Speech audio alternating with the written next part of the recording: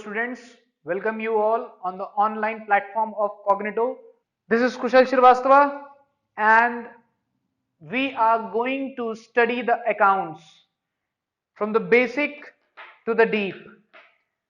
Last 3 months are there for your final examinations of class 11th students.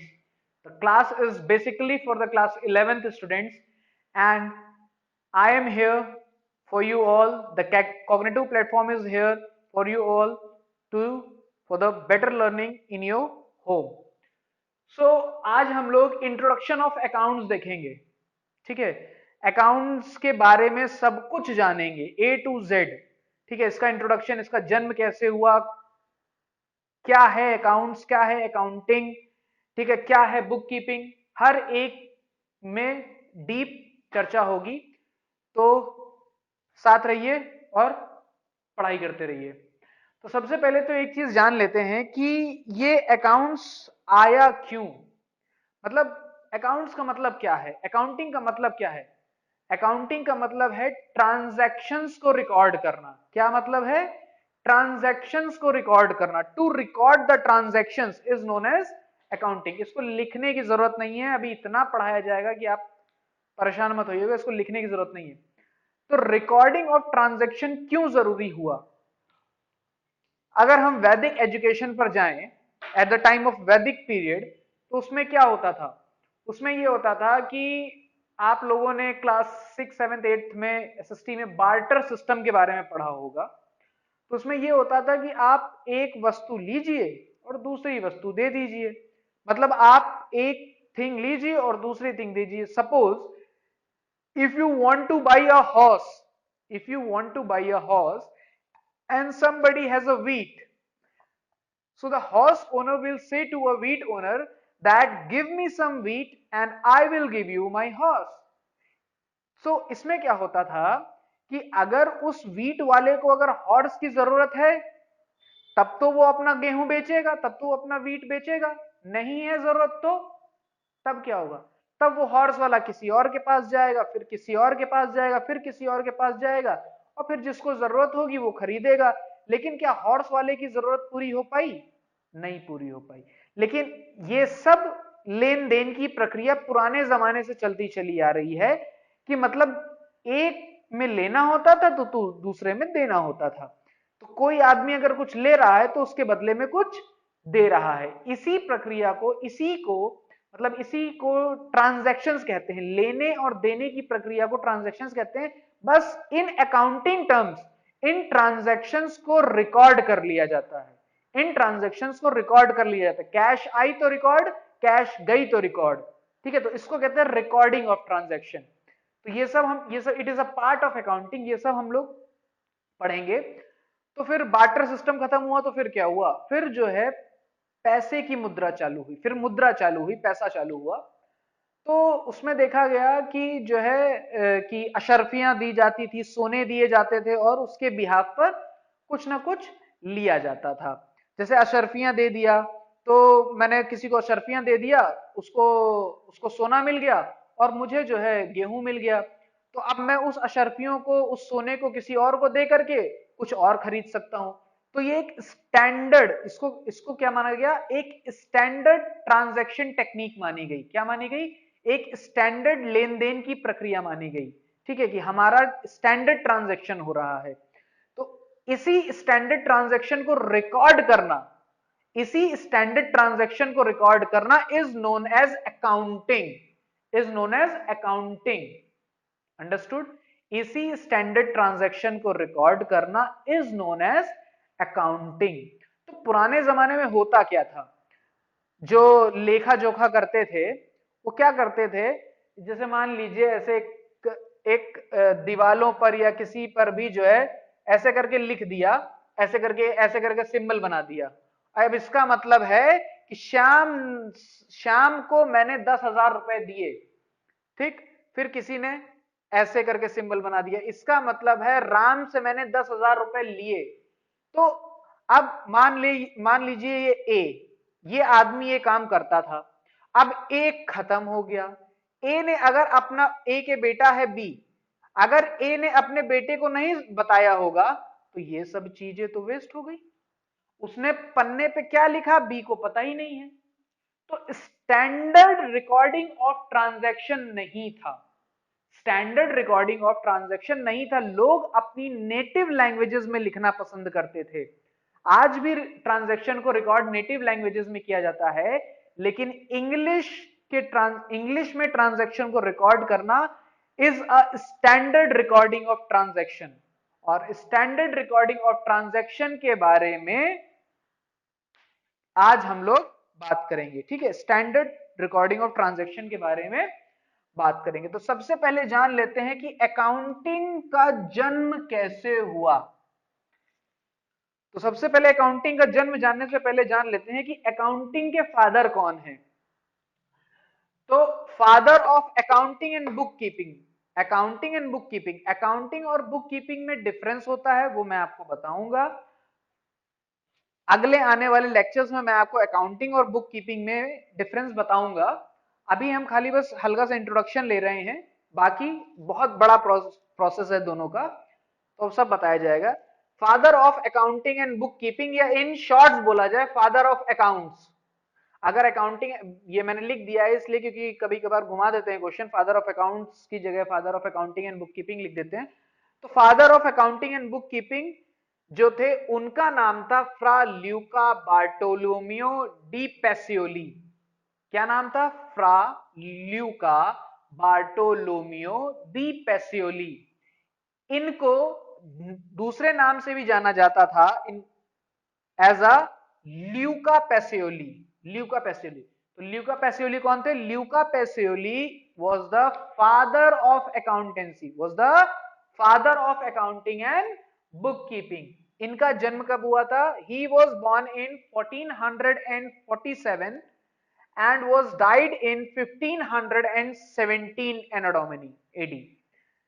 Okay, तो ये जन्म हुआ था इनका 1447 एडी में, और इनकी डेथ हुई थी 1557 एडी में। ये एक मैथमेटिशियन थे। कौन थे ये? एक मैथमेटिशियन थे। He was a mathematician, mathematician थे ये।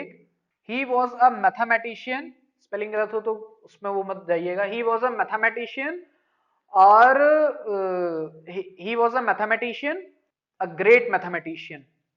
He was a great mathematician, और इन्होंने 1947 में अपनी एक मैथमेटिक्स की बुक लिखी थी।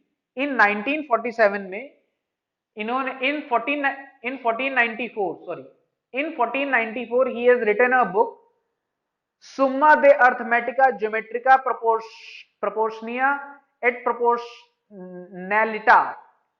Summa de Arithmetica Geometria Summa de Arithmetica. In 1494 he has written a book Summa de Arithmetica Geometria Proportionatia et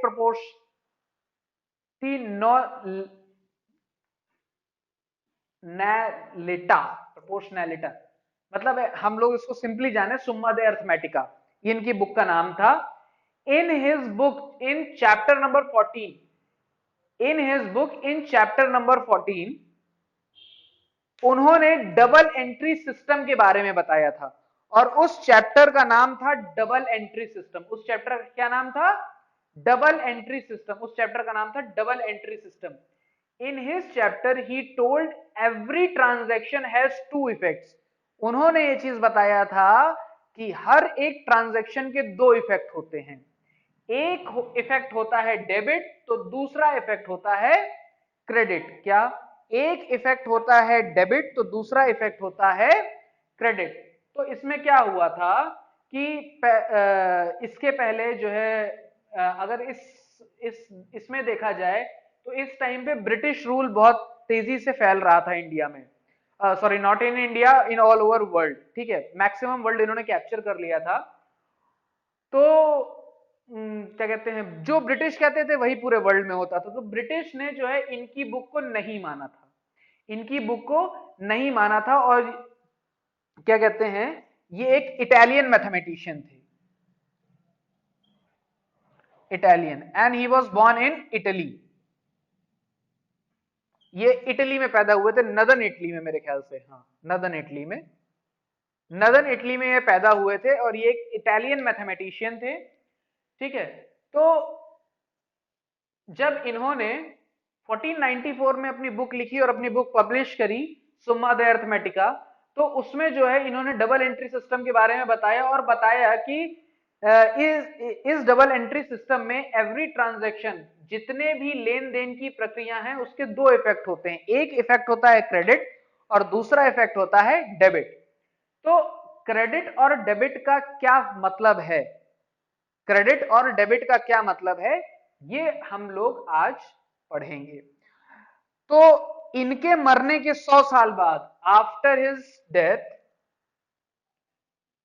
after 100 years,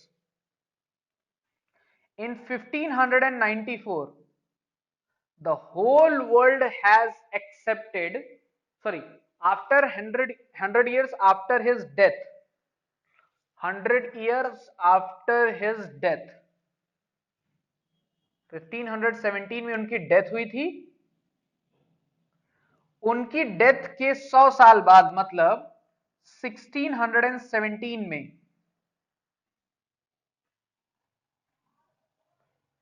whole world has accepted the double entry system. इस पे बहुत research और analysis हुआ था, उसके बाद double entry system को मान लिया गया। क्यों माना गया, तो उसके पीछे मैं आपको रीजन बताता हूं कि इसको क्यों माना गया। देखिए क्या होता था कि मैंने क्या किया, मैंने राम से पैसा ले लिया, मैंने राम से पैसा ले लिया, तो अब क्या हुआ कि राम, मैंने अपने पास लिख लिया, मैंने राम से 10,000 रुपए ले लिए। उसने क्या लिखा, मैंने कुशल को 10,000 रुपए दे दिए। ठीक, तो क्या हुआ कि मैंने राम से 10,000 रुपए ले लिए, तो मैंने अपनी बुक में, ठीक है, अपनी बुक में, ये मेरी एक बुक है, ठीक है, इस बुक में जो ट्रांजैक्शन किया जाता है उसे ही बुक कीपिंग कहते हैं। मैंने अपनी बुक में लिख लिया, टेकन ₹10,000 फ्रॉम राम। राम ने लिख लिया अपनी बुक में, गिवन ₹10,000 टू कुशल। ठीक, बस इतना हो गया। मेरे पास पैसे आए, राम ने पैसा, मेरे पास पैसे आए, राम ने मुझे पैसा दे दिया। लेकिन इन्होंने टेकन, मैंने, मतलब this is I and this is Ram, in the books of Ram, क्या in the books of Kushal, in the books of Ram, Ram की बुक में एंट्री हुई गिवन 10,000 टू कुशल, और कुशल की बुक में एंट्री हुई टेकन 10,000 टू राम। अब अच्छा मुझे एक बात बताइएगा, मेरे पास पैसा आया, मेरे पास पैसा आया, तो मैंने खाली एक एंट्री कर दी, टेकन फ्रॉम राम, राम ने खाली एक एंट्री कर दी, गिवन टू कुशल। ये सिर्फ इतनी एंट्री होती थी। जब डबल एंट्री सिस्टम आया, तो डबल एंट्री सिस्टम ने बताया, टेकन टू राम तो ठीक है, टेकन टू राम तो ठीक है, लेकिन जो आपने राम से पैसा लिया है वो आपको देना भी तो पड़ेगा। यहां पर तो खाली लेने की एंट्री हो गई, आपने राम से पैसा ले तो लिया है, लेकिन देंगे भी तो, वापस देंगे ना। तो मैंने कहा अरे जब देंगे तब की तब देखी जाएगी, जब देंगे तो लिख देंगे गिवन टू राम, और ये लिख देगा टेकन फ्रॉम कुशल, ये लिख देगा। लेकिन नहीं, इन्होंने कहा कि अगर आपने कुछ लिया है, तो आपने जिससे लिया है उसको आप देंगे भी तो वो देने की एंट्री भी करिए। और इन्होंने कहा जिसको आपने दिया है उससे आप लेंगे भी तो लेने की भी एंट्री करिए। इसी लेन देन को एक साथ लिखना is known as double entry, is known as double entry. इसी लेन देन को लिखना एक साथ, मतलब taking and giving is written together is known as double entry. And double entry has two effects, debit as well as credit. If anything comes, it's debit. If anything goes, it's credit. Although it depends upon the rules, golden rules. तो इतना आपको समझ में आया। ये बस एक introduction part था जो कि आपके एग्जामिनेशन में पूछ लिया जा सकता है। फादर ऑफ अकाउंट्स कौन है, कब जन्म हुए थे, कब उनकी डेथ हुई थी, उनकी डेथ के कितने साल बाद जो है डबल एंट्री सिस्टम जो है पूरे वर्ल्ड में एक्सेप्ट हुआ था, पूरे वर्ल्ड में कब एक्सेप्ट हुआ था। तो ये सब ईयर अगर आप याद रखेंगे तो बेसिक सी चीज है, तो इसमें आपको कोई दिक्कत नहीं होगी। तो हालांकि इंट्रोडक्शन खाली इतना ही था। अब इनको जो है अब ये आपके ल्यूका पैसियोली जी ने अकाउंट्स के debit as well as credit effect तो दे दिए थे, लेकिन इसको इन्होंने 3 पार्ट्स में डिवाइड भी किया था। इसको इन्होंने कितने पार्ट्स में डिवाइड किया था? 3 पार्ट्स में डिवाइड किया था। मतलब अकाउंटिंग करने के तरीके को इन्होंने 3 पार्ट में डिवाइड किया था, और वही 3 पार्ट गोल्डन रूल कहे जाते हैं या ट्रेडिशनल रूल कहे जाते हैं। क्या वही 3 पार्ट गोल्डन रूल कहे जाते हैं या ट्रेडिशनल रूल कहे जाते हैं? अब गोल्डन रूल क्या है और ट्रेडिशनल रूल क्या है, मतलब सॉरी, गोल्डन रूल और ट्रेडिशनल रूल क्या है वो हम समझेंगे। गोल्डन रूल कहिए चाहे ट्रेडिशनल रूल कहिए, बात एक ही है। तो जिस तरीके से भी एग्जाम में क्वेश्चन पूछ लिया जाए, what is golden rule, what is traditional rule, the rule which is given by Luca Pacioli is known as golden as well as traditional rule, golden और ट्रेडिशनल रूल।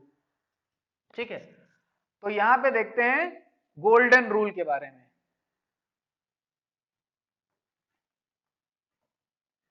गोल्डन रूल,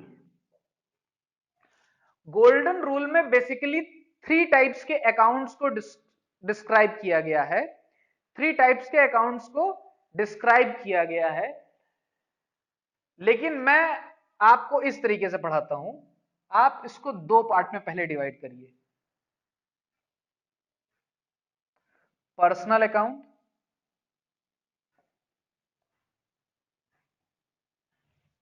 ये A/C 11th के बच्चों जान लीजिए, इसको account बोलते हैं, या अभी नहीं यहां पे अकाउंट्स लिख देते हैं। और impersonal account and impersonal account.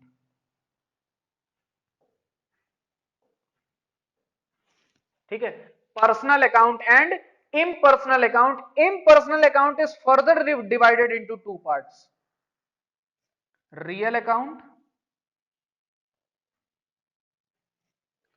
and nominal account.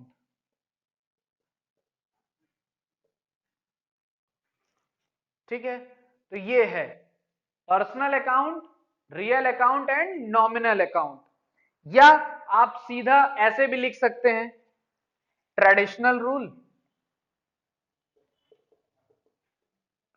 Traditional rule is divided into 3 parts, real account, personal account, nominal account। बस डायरेक्टली आप इसको ऐसे भी कर सकते हैं। अब ये करना क्यों जरूरी है और ये करना क्यों जरूरी नहीं, क्योंकि कभी कभार पूछ लेते हैं आपसे, मतलब दोनों ही चीजों से आप समझ लीजिए तो ज्यादा सही है। कभी कभार क्वेश्चन आपसे पूछ लेता है व्हाट आर इम्पर्सनल अकाउंट, तो उसमें आपको real account and nominal account के बारे में लिख करके आना पड़ेगा। ठीक है, नहीं तो डायरेक्टली क्वेश्चन पूछेगा कि ट्रेडिशनल रूल में कौन कौन से, ट्रेडिशनल ऑब्लिक गोल्डन रूल, चाहे ट्रेडिशनल रूल बोलिए चाहे गोल्डन रूल बोलिए, ट्रेडिशनल ऑब्लिक गोल्डन रूल में कौन से अकाउंट्स कवर होते हैं, कौन से अकाउंट्स कवर होते हैं। तो अगर आप वो बता देंगे तो सिंपल सी बात है, कोई इसमें कोई दिक्कत की बात नहीं है। Real account, personal account and nominal account. तो फिलहाल मैं आपको इस तरीके से पढ़ाऊंगा, उसको स्क्रीनशॉट ले लीजिएगा।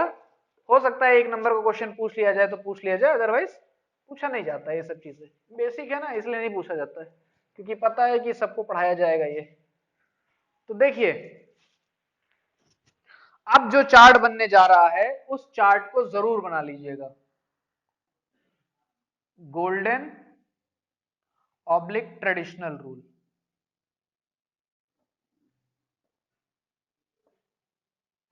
Nominal account is divided into two parts. Basically इसको डिवाइड किया ही नहीं जाता, इसमें इनकम, प्रॉफिट, इसको डिवाइड नहीं किया जाता यार। Nominal account is not divided into any part. Nominal account में आता क्या क्या है वो मैं आपको बता दूंगा। नॉमिनल अकाउंट में आता है, नॉमिनल अकाउंट में आता है income, profits, expenses and losses. ठीक है, ये चीजें आती हैं। तो ये चार्ट जरूरी है बनाना, इस चार्ट को बना लीजिए। तो फिर मैं आज आपको रियल अकाउंट स्टार्ट करता हूं। आज मैं आपका रियल अकाउंट स्टार्ट करता हूं। आज हम लोग गोल्डन और ट्रेडिशनल रूल के बारे में जानेंगे, क्योंकि ये क्रैश कोर्स चल रहा है तो इस वजह से 3 महीने में आपके एग्जामिनेशंस हैं। तो मैं आपको बहुत तेजी से, अब क्या कहते हैं, इसके बाद मैं आपको बहुत तेजी से उसके ऊपर भी बढ़ने वाला हूं। डबल एंट्री सिस्टम पर ही बढ़ूंगा, सीधा जर्नल एंट्रीज पर आऊंगा। ठीक है, अकाउंटिंग इक्वेशन उसके पहले थोड़ा सा पढ़ाऊंगा, लेकिन इस ब्रीफ को जानना बहुत जरूरी है। तो इसको नोट डाउन कर लीजिए। ये अगर किसी ने नोट डाउन नहीं किया तो नोट डाउन कर लीजिए, स्क्रीनशॉट लेना है तो स्क्रीनशॉट ले लीजिए और इसको नोट डाउन कर लीजिए, क्योंकि हमें गोल्डन और ट्रेडिशनल रूल्स को पढ़ना बहुत ज्यादा जरूरी है। इसके बाद हम मॉडर्न रूल्स भी पढ़ेंगे, जिसके बेसिस पर अकाउंटिंग करना बहुत आसान हो जाएगा। तो चलिए अब हम लोग स्टार्ट करते हैं। जिसको बेसिक से पढ़ना है वो यहीं से पढ़े। क्रैश कोर्स में इससे बेसिक नहीं पढ़ाया जा सकता।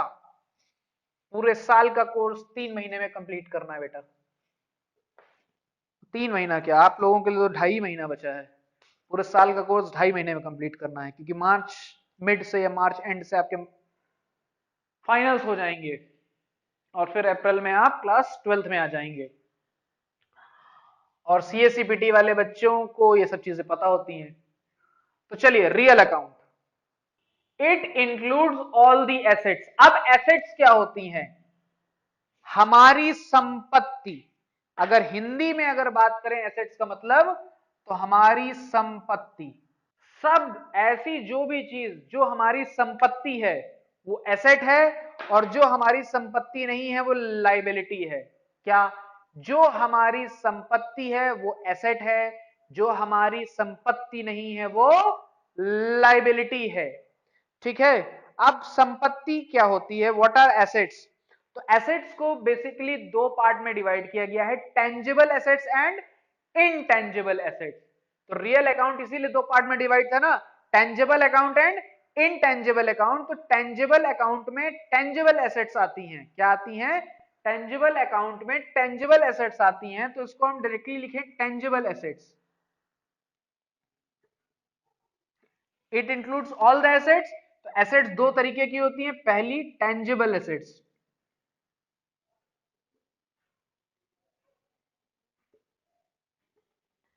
टेंजिबल एसेट्स में क्या आता है? टेंजिबल एसेट्स में होता है, टेंजिबल का मतलब जिसको हम छू सकते हैं, जिसको हम टच कर सकते हैं, वो टेंजिबल होता है। एग्जाम्पल ले लीजिए, बिल्डिंग। क्या आप बिल्डिंग को टच नहीं कर सकते? कार, क्या आप कार को टच नहीं कर सकते? कैश, क्या आप कैश को टच नहीं कर सकते? हर वो चीज जो संपत्ति है मेरी, मतलब मेरी बनाई हुई संपत्ति, मतलब जैसे आपके पापा की बनाई हुई संपत्ति क्या है? आपका घर है, हाउस। ठीक है, और आपके पापा की संपत्ति क्या है? Bank balance. Bank balance, not bank, bank balance, जिसको हम कैश का भी नाम दे सकते हैं। और घर हो गया, कार हो गया, बैंक बैलेंस हो गया। और क्या आपके पापा की बनाई हुई संपत्ति है? जैसे मान लीजिए पापा के पास लैंड होगा, एग्रीकल्चरल लैंड होगा या कोई भी लैंड होगा, वो हो गया। तो इसी तरह की चीजें जो हमारी संपत्ति है उसे हम एसेट्स कहते हैं। क्या कहते हैं? उसे हम एसेट्स कहते हैं। और जिनको हम छू सकते हैं, जिनको हम टच कर सकते हैं, टच के थ्रू, जिनके थ्रू फीलिंग आती है, बिना टच नहीं। जैसे ये बोर्ड है, इट इज अ बोर्ड, और इसको मैं टच कर सकता हूं, तो ये एक टेंजिबल एसेट है। क्यों टेंजिबल एसेट है? क्योंकि इस बोर्ड के बिना मैं आपको पढ़ा नहीं सकता, और ये मेरी संपत्ति है। इट इज माई एसेट, ये मेरी संपत्ति है। इस बोर्ड के बिना मैं आपको पढ़ा नहीं सकता, इस मार्कर के बिना मैं आपको पढ़ा नहीं सकता, बुक्स के बिना मैं आपको पढ़ा नहीं सकता। तो ये सब चीजें जो है संपत्ति है। कार हो गया, सॉरी फैन हो गया, लाइट्स हो गई, और आपका प्रोजेक्टर हो गया, ये सब everything comes under the tangible assets. ठीक है, टेंजिबल एसेट्स में एक चीज और लिख लीजिए, हालांकि ये क्वेश्चन पूछा नहीं जाएगा लेकिन फिर भी लिख लीजिए, neon sign board.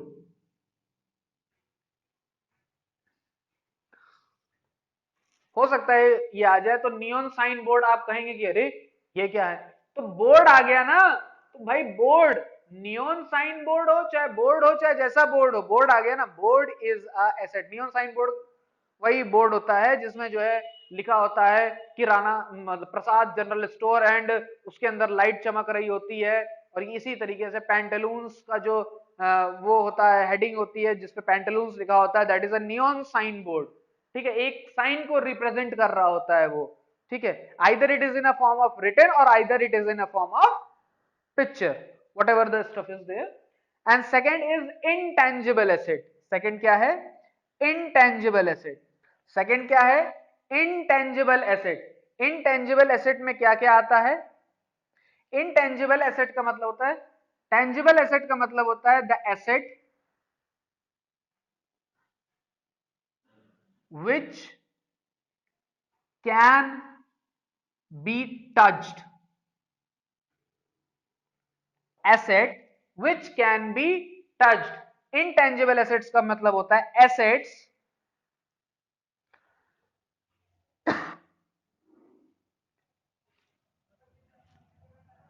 which can not be touched, या ये कह लो ओनली फेल्ट। सिर्फ उसको महसूस किया जा सकता है, उसको टच नहीं किया जा सकता। इसके एग्जाम्पल देख लो, गुडविल,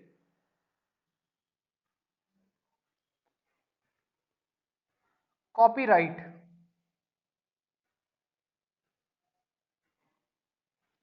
ट्रेडमार्क, पेटेंट्स, एटसेट्रा। ऐसी चीजें जिन्हें हम टच नहीं कर सकते, सिर्फ महसूस कर सकते हैं, they can be only felt. अब एग्जाम्पल देते हैं। सबसे पहले मैंने लिखा है गुडविल, गुडविल लिखा है ना मैंने, तो गुडविल का मतलब क्या है? जैसे मान लीजिए आज आपके पापा को अगर कोई 10,000 रुपए उधार दे देगा, 10,000 बहुत छोटी रकम बोल दी मैंने, 10 लाख रुपए अगर आपके पापा को कोई उधार दे देगा, तो पापा मान लीजिए रिटायर हो गए हैं किसी के, उनकी पेंशन आती है 50,000 रुपए, उनकी पेंशन हर महीने, एवरी मंथ उनकी पेंशन आती है 50,000 रुपए। लेकिन उन्होंने, एक बंदा था ए, उससे मांग लिए 10 लाख रुपए, कहा कि मुझे 10 लाख की बहुत ज्यादा जरूरत है और मुझे पैसा दे दो। ए ने कहा ठीक है मैं आपको 10 लाख रुपए दे दूंगा, और ए ने ना सोचा ना समझा, उठा करके 10 लाख रुपए इनको दे दिए। ए ने क्या सोचा समझा पता है?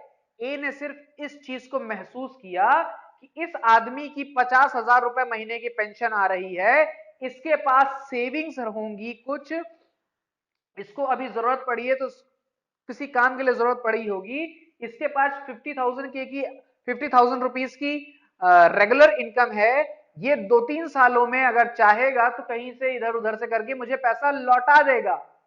या दूसरा हो सकता है, या दूसरा, एक तो एग्जांपल ये हो गया, दूसरा एग्जांपल हो सकता है कि एक आदमी था एक्स और एक आदमी था वाई, ये दोनों बहुत अच्छे दोस्त हैं,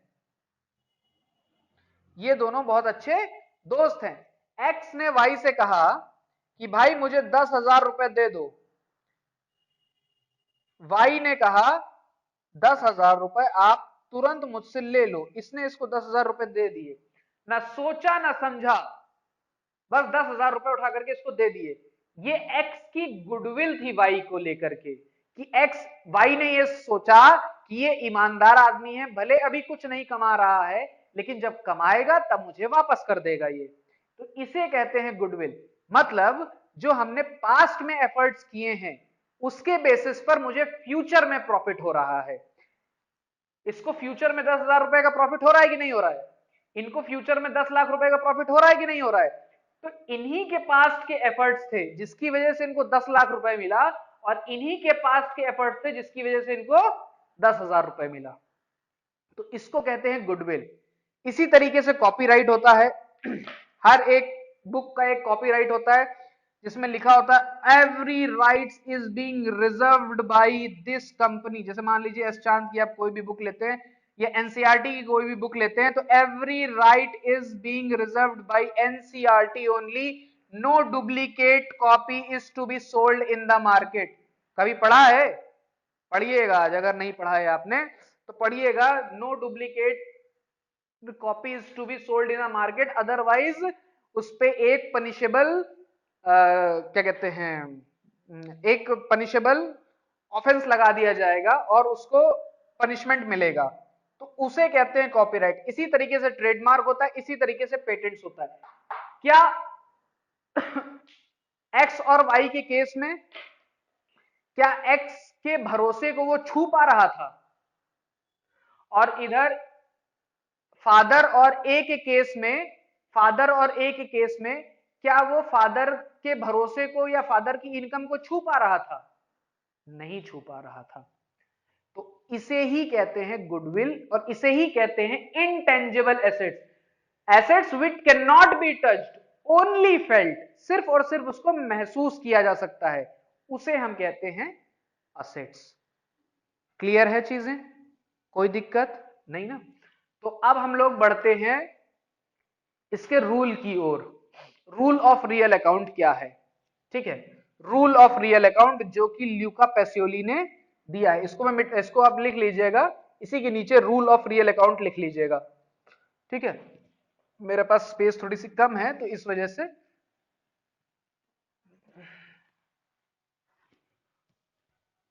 और चीजें मुझे जल्दी पढ़ानी है, तो इसलिए मुझे चीजों को थोड़ा सा जल्दी पढ़ाना पड़ेगा। रूल ऑफ रियल अकाउंट,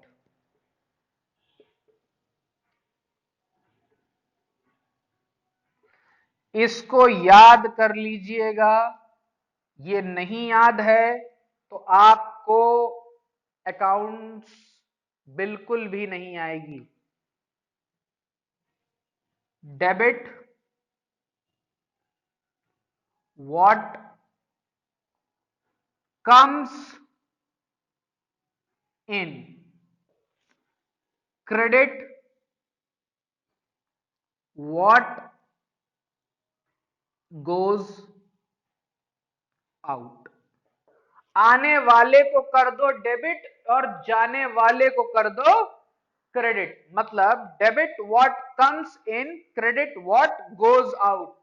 सारी एसेट्स, जितनी भी एसेट्स हैं, अगर वो आ रही हैं तो उनको कर दो डेबिट, और अगर एसेट्स हमारे पास से जा रही हैं तो उनको कर दो क्रेडिट।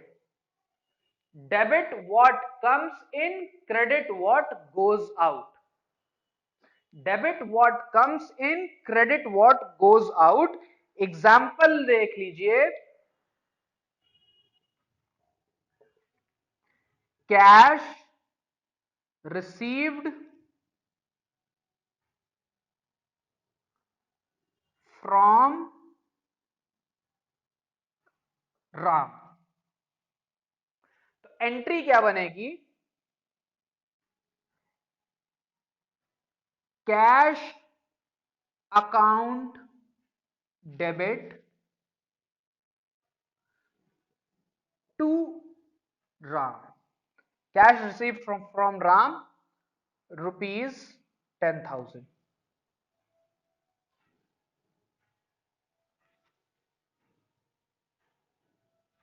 ये एंट्री बन गई। Cash account debit to Ram, अभी राम पर नहीं आएंगे, अभी मुझे कैश, मैंने क्या बताया, कैश मेरी एक एसेट होती है, तो अगर कैश आ रही है तो डेबिट, अगर कैश गिवन टू राम तो एंट्री क्या बनेगी, एंट्री, ये जो कैश अकाउंट डेबिट हुआ है इसको कहते हैं डेबिट एंट्री, और जो टू राम हुआ है इसको कहते हैं क्रेडिट एंट्री। तो डेबिट व्हाट कम्स इन, जो आ रहा है उसको डेबिट कर दो और जो जा रहा है उसको क्रेडिट कर दो। अभी इसको भूल जाते हैं, अभी इस क्रेडिट के पार्ट को भूल जाते हैं, क्योंकि अभी ये राम एक एसेट नहीं है, राम पर्सनल अकाउंट में आता है। अभी मैं पर्सनल अकाउंट पढ़ाऊंगा तो आपको समझ में आएगा। अभी आप जान लीजिए जब कैश आएगा तो एंट्री क्या बनेगी, एंट्री बनेगी कैश अकाउंट डेबिट। एंट्री क्या बनेगी, कैश अकाउंट डेबिट। अब कैश गिवन टू राम हुआ तो मैंने क्या बताया, जो आ रहा है उसको कर दो डेबिट और जो जा रहा है उसको कर दो क्रेडिट। तो कैश मेरे पास आया कि गया, कैश मेरे पास से गया, तो एंट्री डालेंगे टू कैश 10,000 रुपीज, और मैंने दिया किसको, राम को दिया ना, तो राम अकाउंट डेबिट हो जाएगा। ठीक है, राम अकाउंट डेबिट हो जाएगा। अब ये राम क्यों डेबिट हुआ, इधर राम क्यों क्रेडिट हुआ, ये जब मैं पर्सनल अकाउंट पढ़ाऊंगा तब मैं आपको बताऊंगा। अभी मैं आपको डेबिट और क्रेडिट सिखा रहा हूं एसेट का। तो जब भी डेबिट की एंट्री करनी होगी तो हम ऐसे करेंगे, डीआर लिखेंगे, और जब क्रेडिट की एंट्री करनी होगी तो टू करके लिखेंगे। तो जैसे मुझे कैश की डेबिट एंट्री करनी थी तो कैश अकाउंट डेबिट किया था, इधर कैश की क्रेडिट एंट्री करनी थी तो कैश अकाउंट क्रेडिट कर दिया था। ठीक है, तो उसको डेबिट एंट्री कहते हैं, इसको क्रेडिट एंट्री कहते हैं। ये है रूल ऑफ रियल अकाउंट, इसको जो है गांठ बांध करके याद कर लीजिएगा। ट्रेडिशनल रूल का पहला और इंपॉर्टेंट रूल यही है, पहला और इंपॉर्टेंट रूल यही है, debit what comes in, credit what goes out. Debit what comes in, credit what goes out. Clear है? देखिए पढ़ा तेज इसलिए रहे हैं क्योंकि सिलेबस जल्दी कंप्लीट करना है, तो इसको गांठ बांध लीजिएगा, रट लीजिएगा इसको, और ये रूल याद होना चाहिए। इसी रूल के बेसिस पर सारे क्वेश्चन कराए जाएंगे। Real account